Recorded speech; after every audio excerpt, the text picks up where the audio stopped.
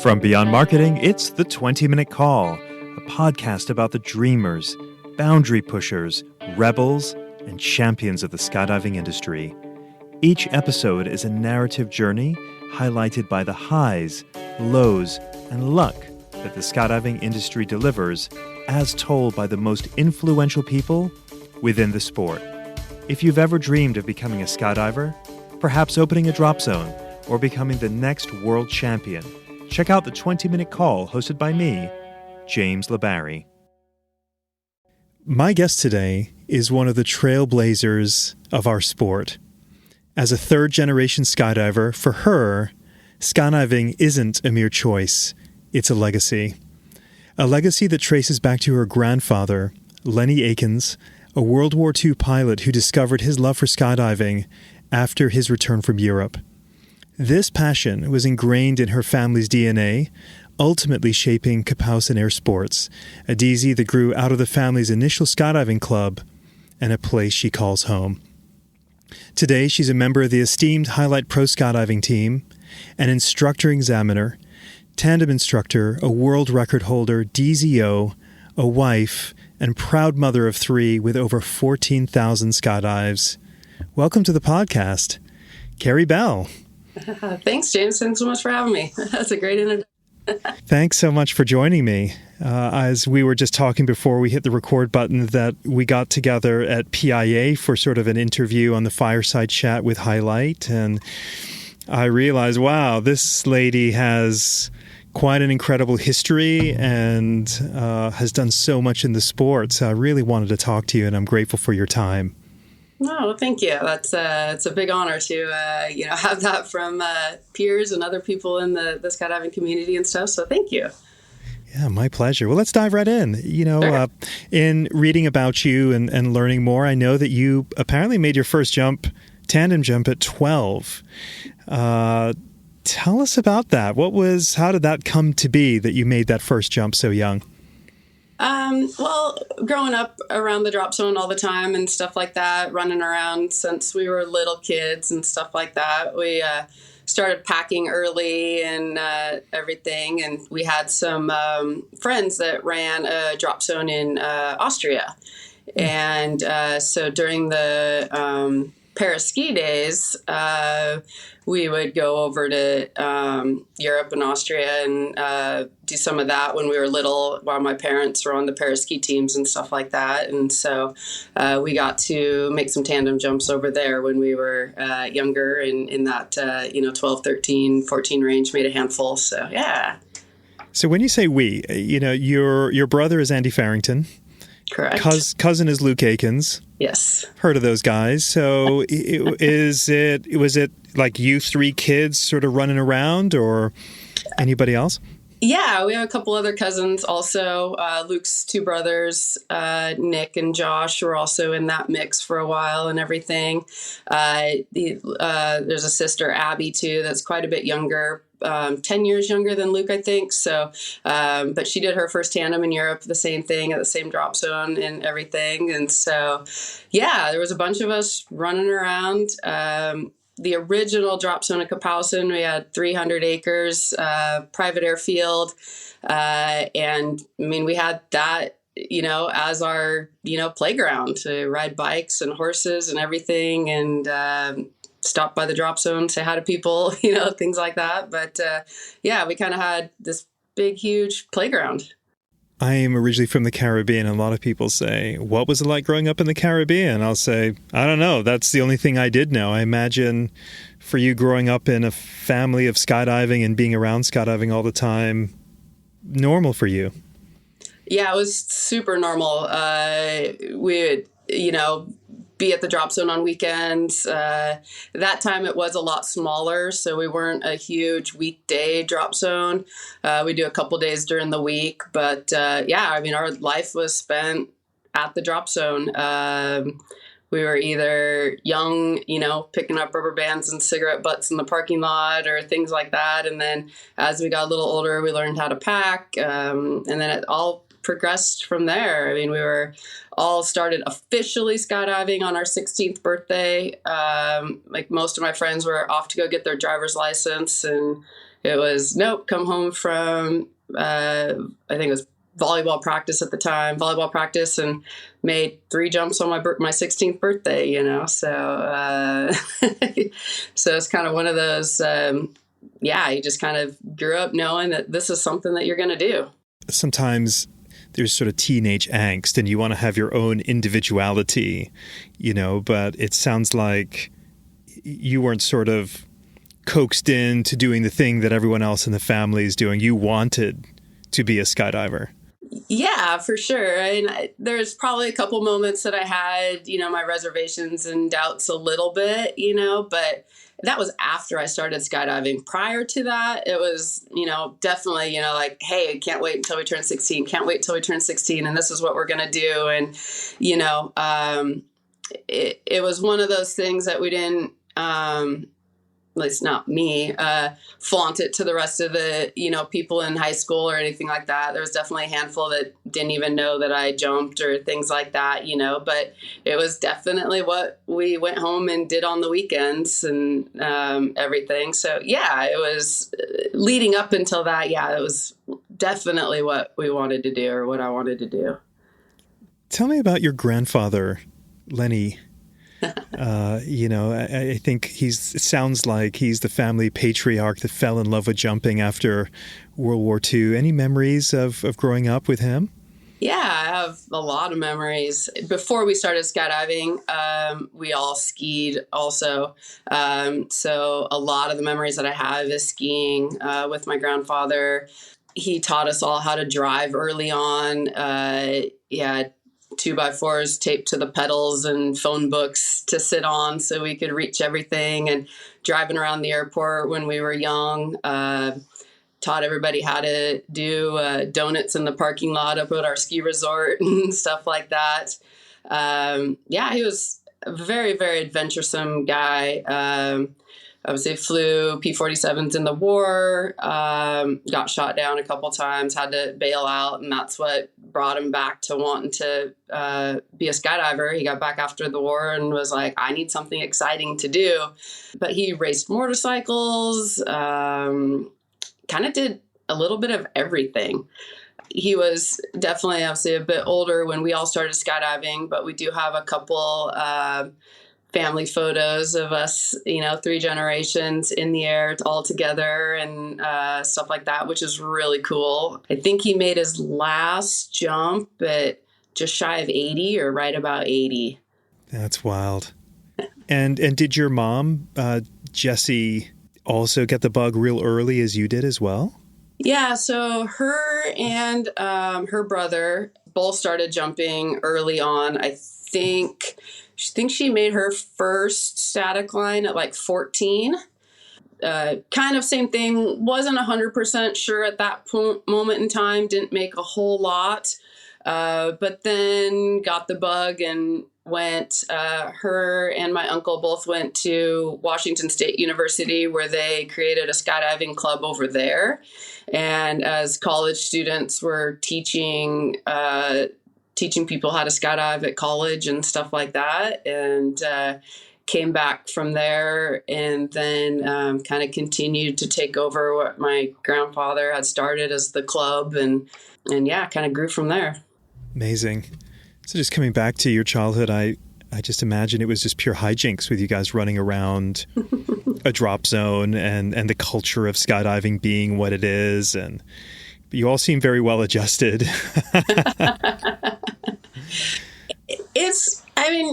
Obviously skydiving culture has, changed over the years for sure. Also growing up in the late 70s, early 80s, it was a little bit more party town. However, my mom ran a pretty tight ship when it came to any of the real party stuff. She made sure that, people knew that certain things weren't allowed or condoned to be, happening at our place.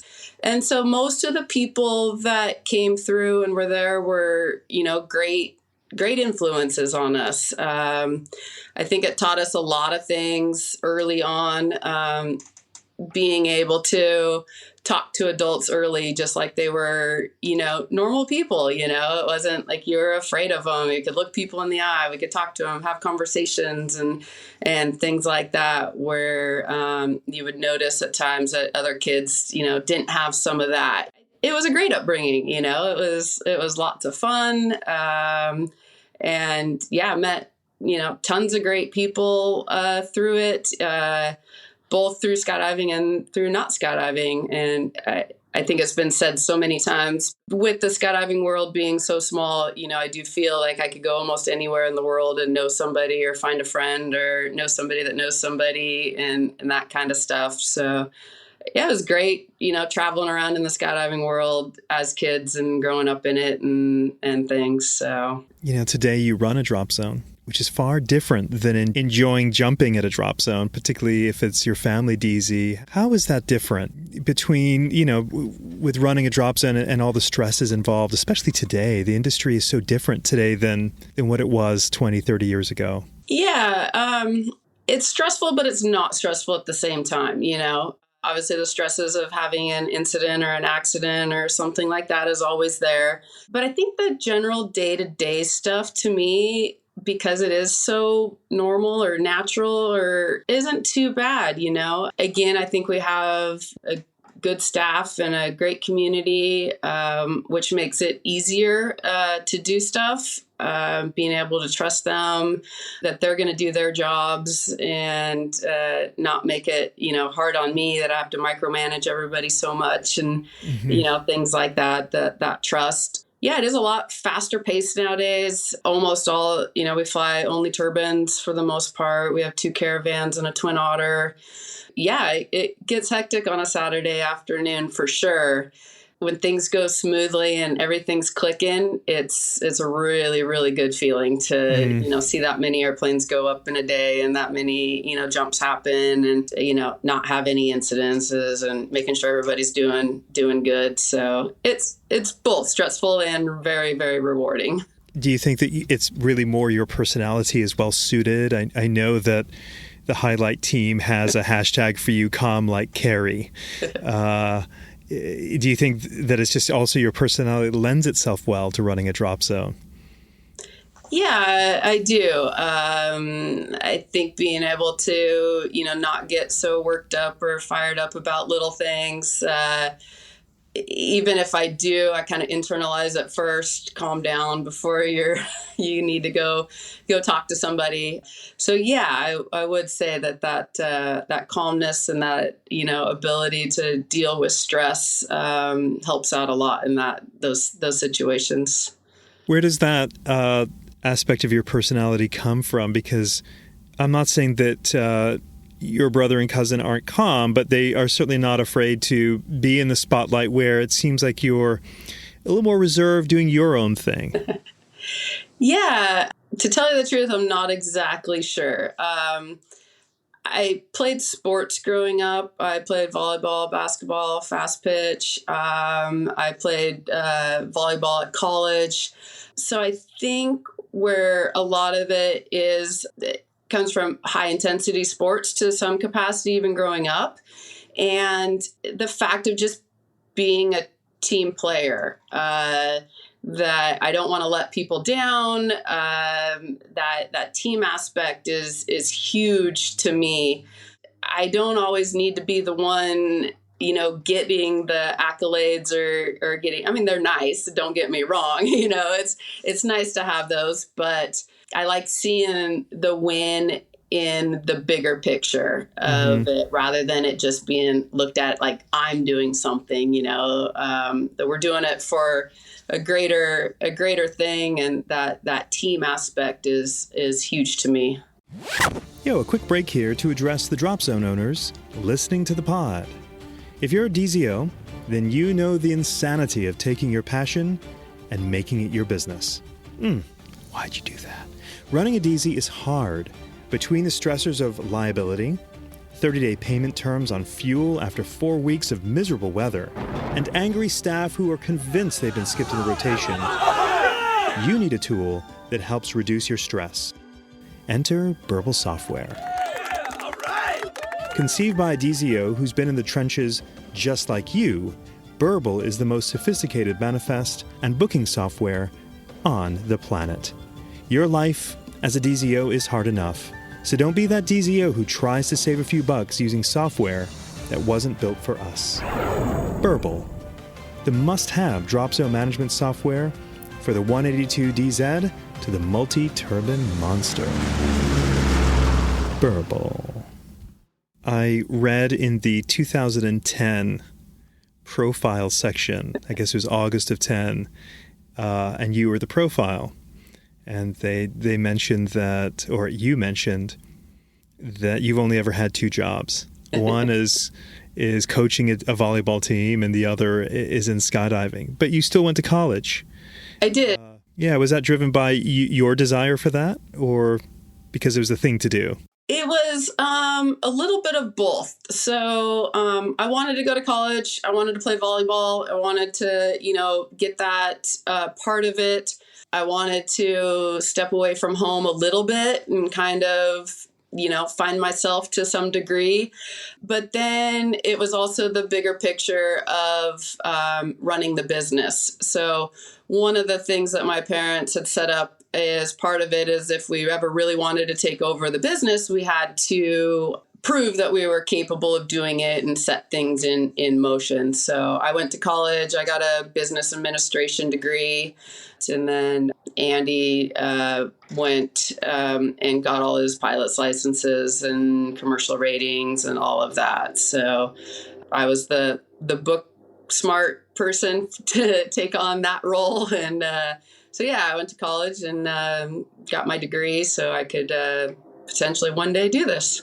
So you were been really preparing for this your whole life. Yeah. We had, conversations and discussions along the way of, if this is what you want to do. And I've been groomed from birth as far as I know to take this over and do this. And, it's hard because, I can't say I've known any other life, I don't know what I would do if I stepped away from it at this point in time, but I truly enjoy it and enjoy the aspect of teaching people how to skydive and giving people that experience. So I don't know if I could walk away even if something happened. So why do you think you've not lost the joy? I've been around the sport for a minute, and you see the burnout is almost part of the sport. When certainly you see DZOs or DZMs start jumping less and they start losing the passion, or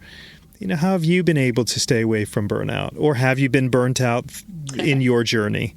I don't think completely burnt out, but there's been some times that you're like, okay, well, I'm just going to, take it easy a little bit. I find it harder to enjoy myself and make fun jumps here at our drop zone because I feel that if I do, I have 5 more problems that I need to solve when I get back down on the ground if I, was on the ground the whole time. So that part's definitely hard and trickier. And we kind of have this kind of still, we're stuck in the middle of like a real commercial drop zone versus like still kind of like a family operated club drop zone. So my parents still have this mentality that you have to do everything.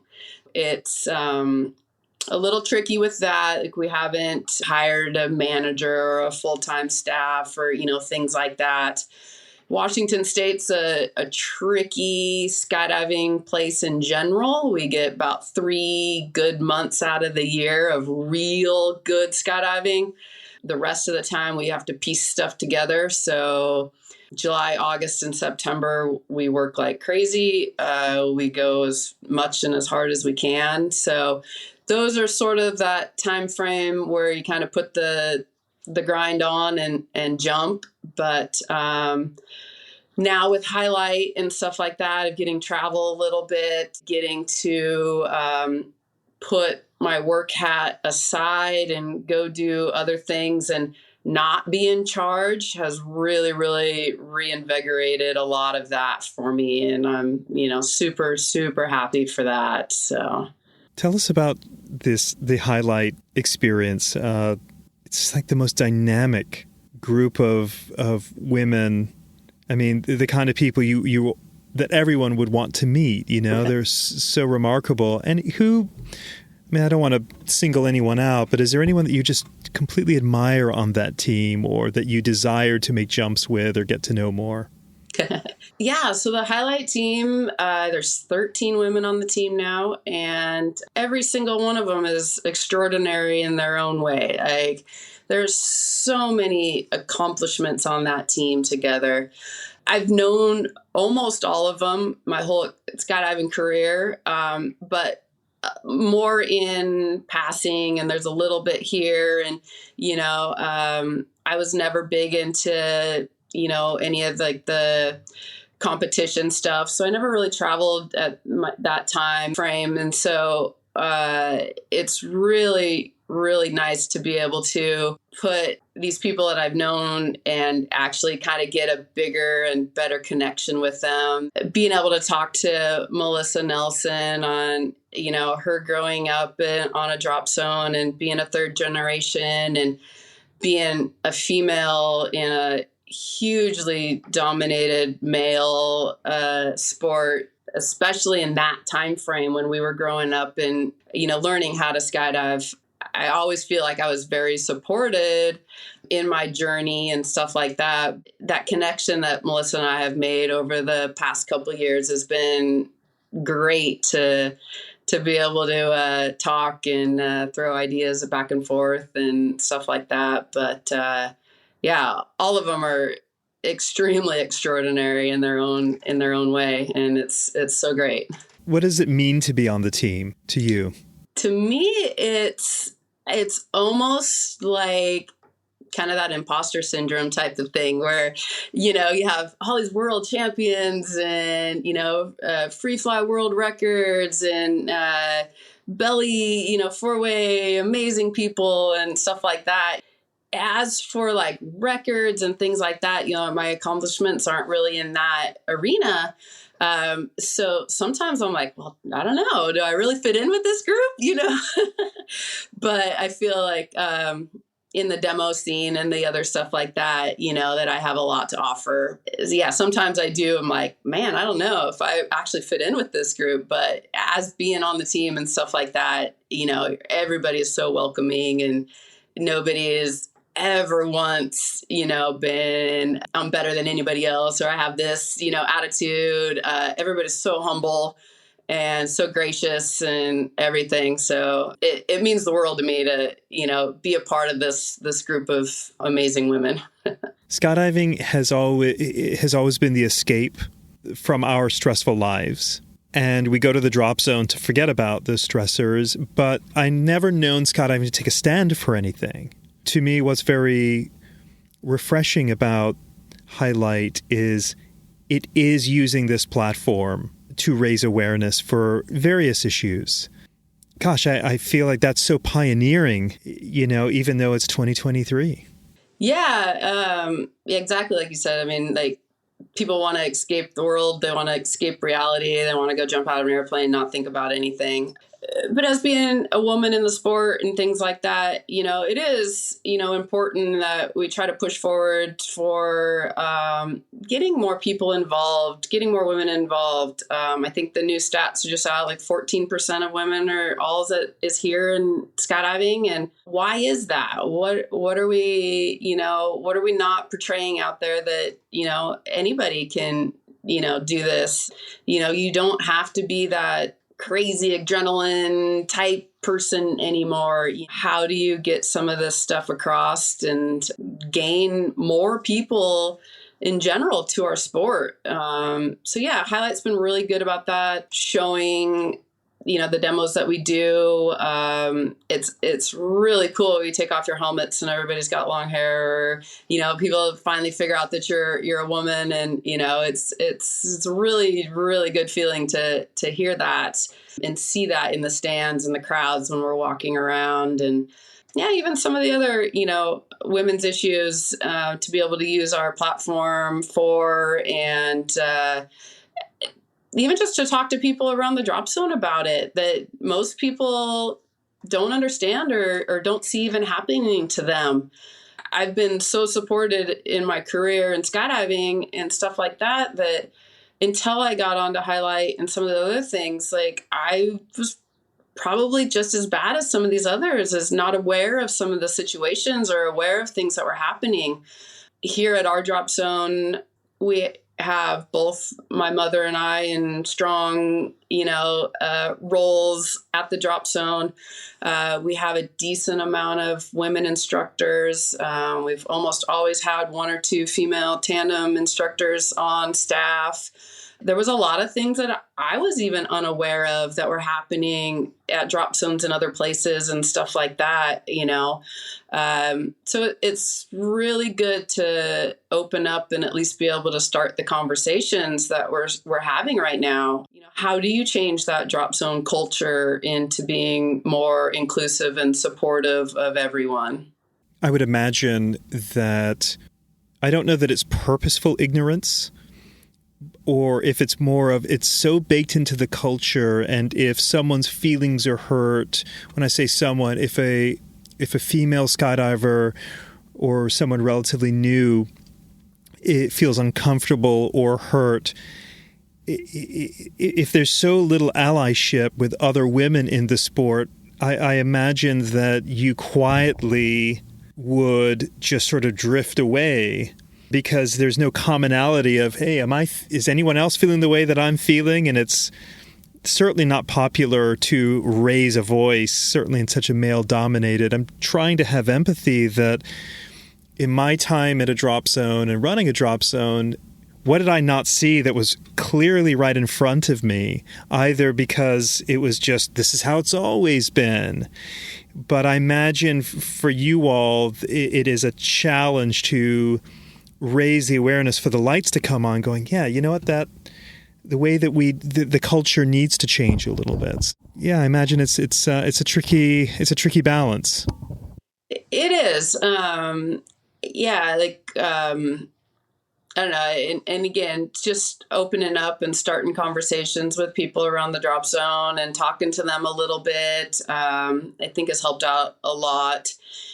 Even for us, I've asked a couple people here and there, like, hey, if you're seeing anything that, isn't appropriate or other things like that, would you come tell me? Do I have an openness that you're willing to do that? And most people have said yes. So I think that's a good thing.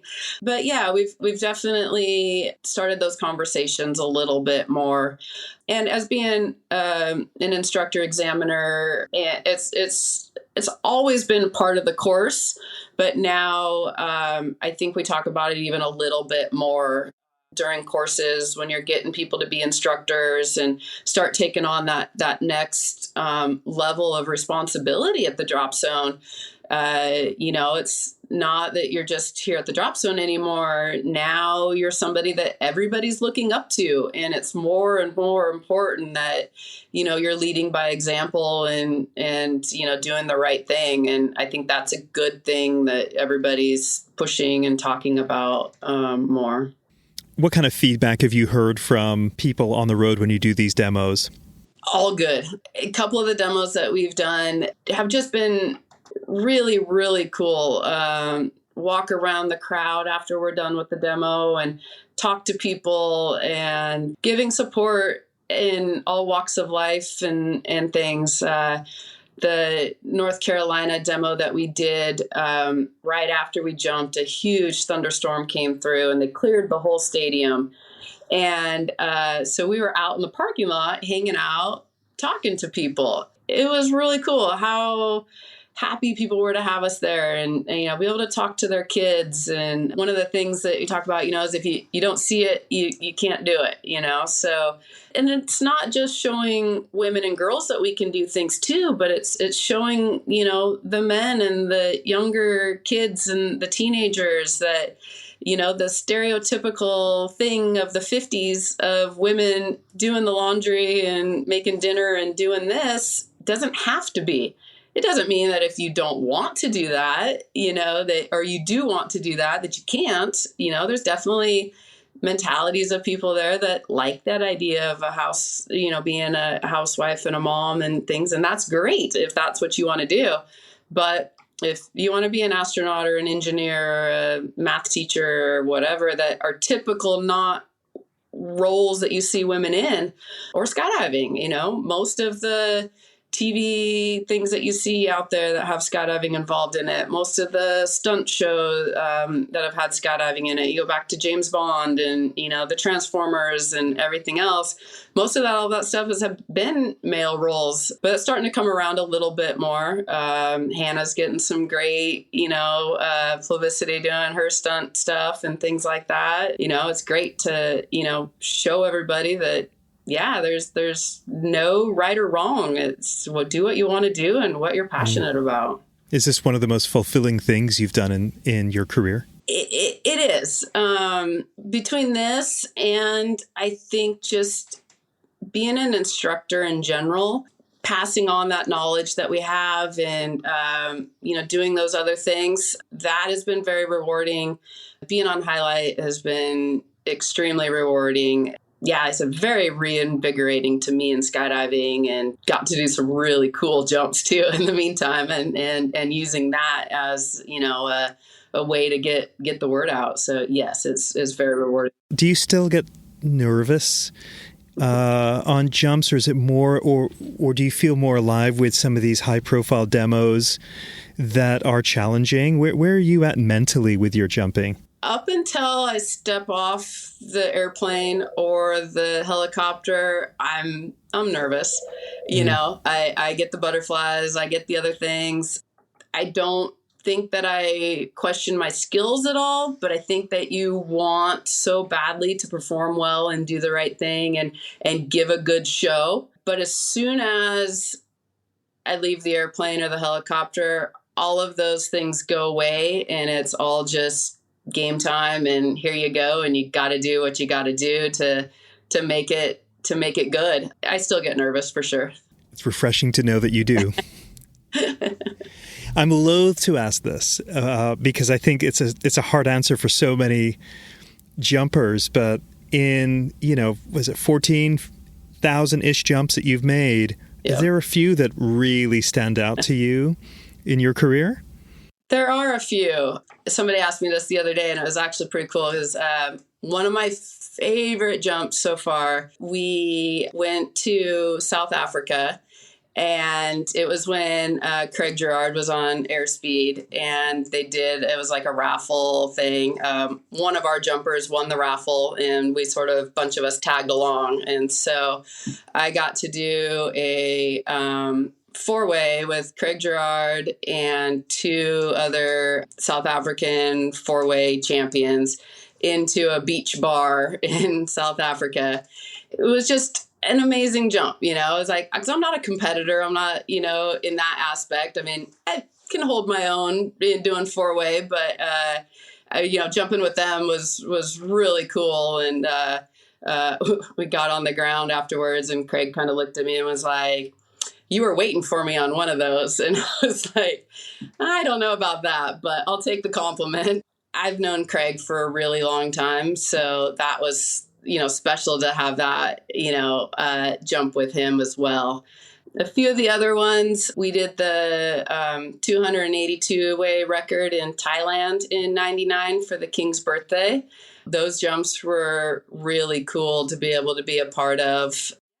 Couple of the early swoop meets, going to Venezuela to be a part of the swoop meet down there. Being one of the only females down there at that time was pretty cool, and amongst a huge group of legends that were there as well. So to be able to participate and hold my own in that, so yeah, there's been so many, but there's a couple to name a few. And then Highlight demo, one of them, it wasn't in front of a crowd, but to be, jump at the Women's Hall of Fame, in New York, in Seneca, New York, was great. The Angel City FC soccer match in front of 30,000 people, that was amazing. And they're being featured on Netflix here in a minute, aren't they? It's an HBO special, I believe. But yeah, HBO did a series on the Angel City team, their conception and how they got to be and stuff like that. And yeah, the Highlight team is on that. So that's pretty cool. Very cool. Yeah. I've got a question for you. A demo that was very prominent in my mind was, I think it was about 2012. You were on it into downtown San Francisco for the sort of the unveiling of Google Glass. For anyone that, I don't know if anyone even remembers that, but for a minute it was the talk and maybe they were ahead of their time. But I remember watching that demo going, wow, the logistics of having to get the timing right, of them sort of having the presentation on stage, how they were figuring out how to transmit live feed, an incredible dense area in San Francisco. I mean, I was sort of in awe watching it. And then I learned that you were on it. Can you just give us sort of a behind-the-scenes thing of this, what looked to be a very intense demo?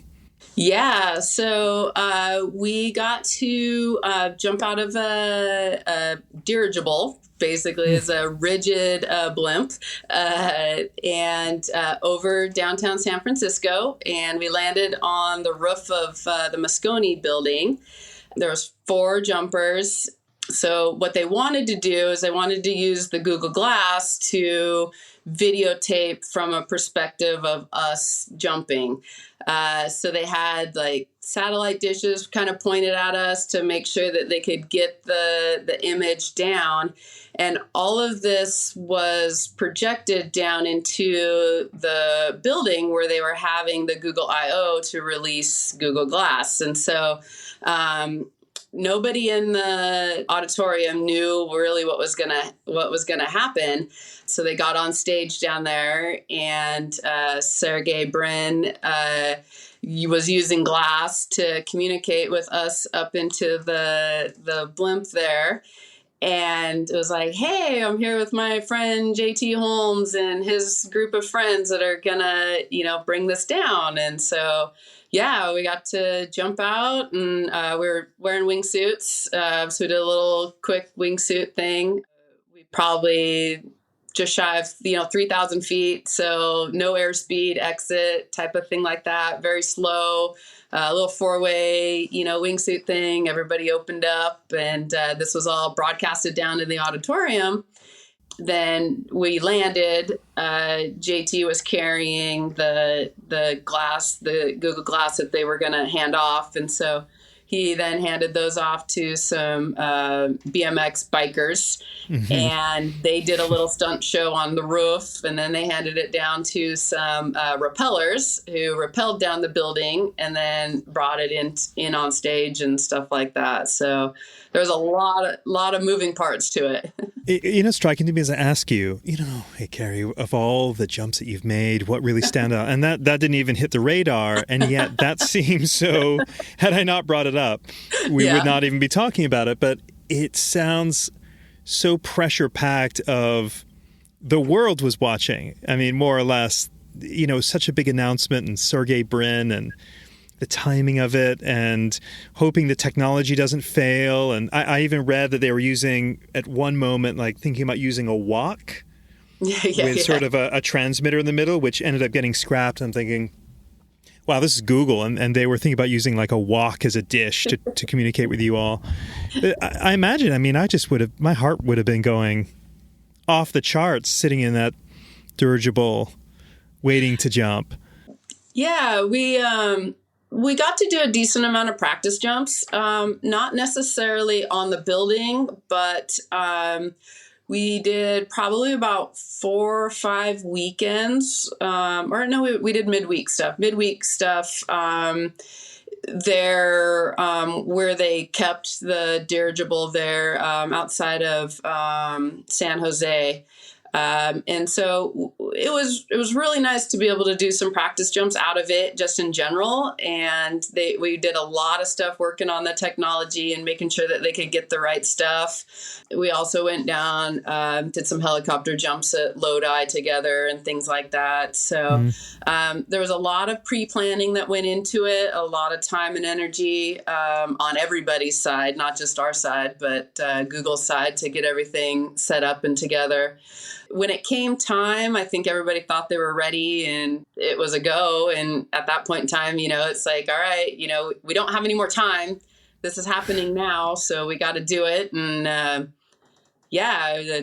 everybody stuck the landings on top of the building. It was pretty big area. So that wasn't too big. But it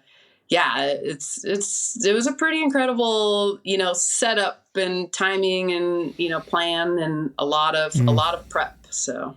This podcast is sponsored by Beyond Marketing, the digital marketing agency for the skydiving industry. As avid podcast consumers ourselves, we're not fans of ads during a podcast, so we'll spare you the details about why we love building websites and helping businesses show up in Google search results. But just know this, we're passionate about the skydiving industry and how it markets itself.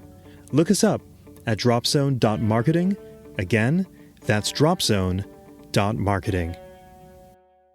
When I introduced you, I called you a trailblazer, and you had said, being on Highlight, I feel like I have some imposter syndrome, but you're very ho-hum, matter of fact, and you were flying a wingsuit over San Francisco out of dirigible to release one of Google's biggest products ever. Yeah, you're kind of doing big things here, Keri.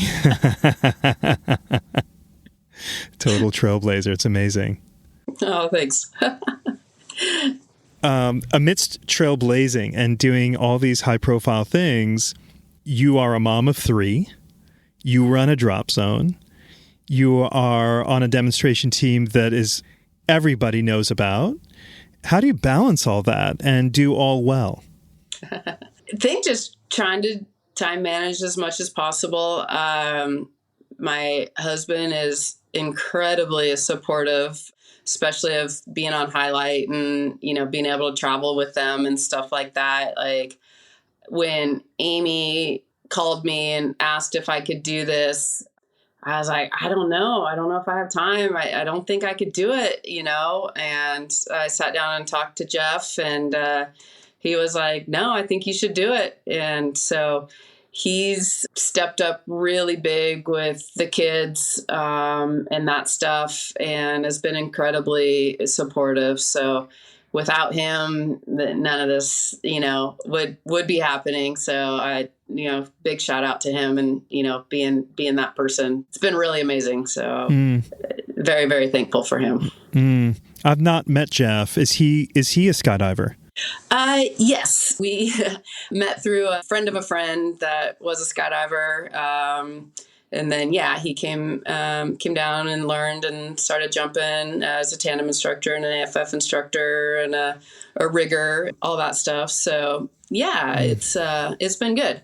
And is he sort of assist with running the drop zone as well, or? He's kind of taken a little step back from that recently, since COVID and some other things, and that he's stepped up to help take care of the kids. So we'll see where that goes here in the next little while, of where we move forward with that portion of it. Yeah, he was part of it for over the last 17 years and stuff like that. So so right now his main stuff is taking care of the kids and doing that portion of it more than the drop zone stuff. But we'll see where we move forward from here. So your kids are generation 4. If they decide to want to get into skydiving, have they shown any interest? I imagine they're the drop zone kids that you once were. Yeah, so the first little while, they were here all the time and stuff like that. Kind of everything got weird when COVID hit. They haven't been around much recently. My oldest is big into airplanes, wants to, fly and all that stuff. He can tell you the names of every airplane that's out there. They've mentioned it. They're definitely on the practical side. We're like, well, we can't. We need to wait until we're older and, stuff like that. So, yeah, if they choose to, then we'll go that direction. But again, no pressure. If they won't, it's up to them. So yeah. Speaking of family, I'm curious. When Luke did I don't know how, I can't remember what they called that.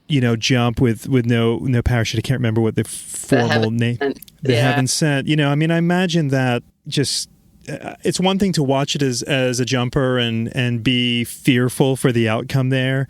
Another for family and, like blood relatives going, we know you're capable and all, but how did you all go through that? It had to have been pretty stressful, I imagine. Yeah, definitely for sure. When, you're watching it, and you see that stuff, there's a lot of stomach going on, heart's racing a bit. But again, all of the preparation and other stuff that went into it ahead of time.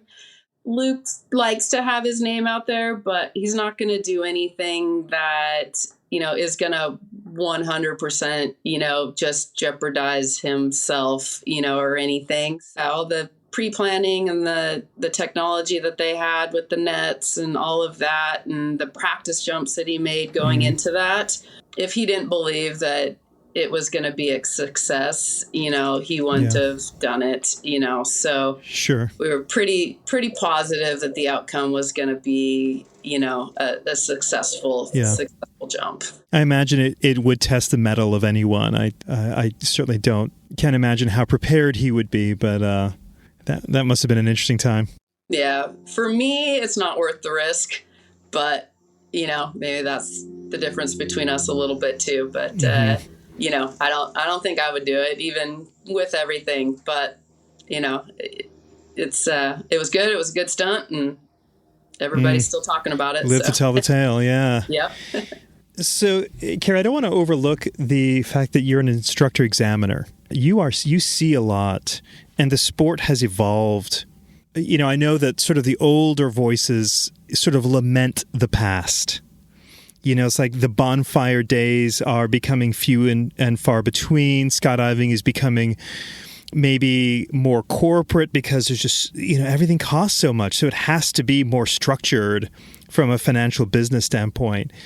Do you feel excited about, I wouldn't expect you as a DZO to say you're not excited about the future, but how do you weigh between where we are? Have we lost something or are we just evolving into a new form of what the culture is all about? I think there's some portions of it that we're losing some of the flavor of skydiving. The passing down of stories, the don't make my mistakes type of thing that you did get from the old bonfire type of things, the storytelling and that kind of stuff. The other part that I see a lot of stuff happening that, a lot of drop zones are going to mostly just tandems. There's a handful out there that aren't teaching. It's not going to be here for that much longer. We have to create skydivers. We have to create people that want to do this and want to be a part of it. I feel that's one good thing that our drop zone is still continuing on. We have a very, very robust AFF program. I think last year we stamped 82 A license cards. So I think we have to be careful in the difference between where the money is and where the next generation of skydivers is coming from. I get it. I get the idea that, tandems nowadays are your moneymaker. They help you afford the turbines. They help you afford keeping fun jumper rates at a reasonable rate. I get the necessity of it, but if we only go to tandems, then we're going to kind of lose a lot of that potential of having more. And who knows what technology is coming next, in 20 years, parachutes might not even be a thing anymore, I don't know. Hopefully it's longer than that, at least. So yeah, I hope that we can kind of get back to a little bit more of, teaching people to be skydivers and passing the old stories around. And even with us moving to a public airport now, going from the old drop zone of Kapowsin now to being on the Port of Shelton here, we've lost the bonfire thing too, and that stuff. So, I understand where it happens and stuff, hopefully we can find another way to pass some of that stuff along and pass some of that knowledge along and get the old farts talking to the new ones and stuff like that. Nice. We all have our mentors in the sport, and you're a mentor. A lot of people look up to you. What wisdom would you pass on to younger jumpers wanting longevity in the sport? I think some of it is don't take it for granted. Know that I think we all know the risk is there, but sometimes I think that we don't really realize that the risk is there. Like it's kind of like this off to the side little thing. So I think keeping a lot of that in perspective is a big thing. Continue to learn, continue to add to your bag of tricks, add to your repertoire. Don't be afraid to suck for a little while. It's always good to get good coaching. There's so many good flyers out there right now, whether it's canopy, free flying, angle flying, tons of good instructors out there, and use the resources that are available to us. Great advice. Keri, thank you so much for your time. I'm so grateful, and I hope everyone has enjoyed listening to this as much as I have been speaking with you. Thank you so much. Thanks so much for having me. This was great. Thanks so much for listening to the 20-Minute Call podcast. Please do follow us on your podcast app so you always have the latest episode downloaded, and leave a review if you really enjoyed the episode. If you want to contact the team, our email address is info@beyondmarketing.xyz. This episode was edited and engineered by Garnet Znydrick of the YouTube channel Blue Skies, Fun Days. Thanks for listening, and join us in 2 weeks for our next episode.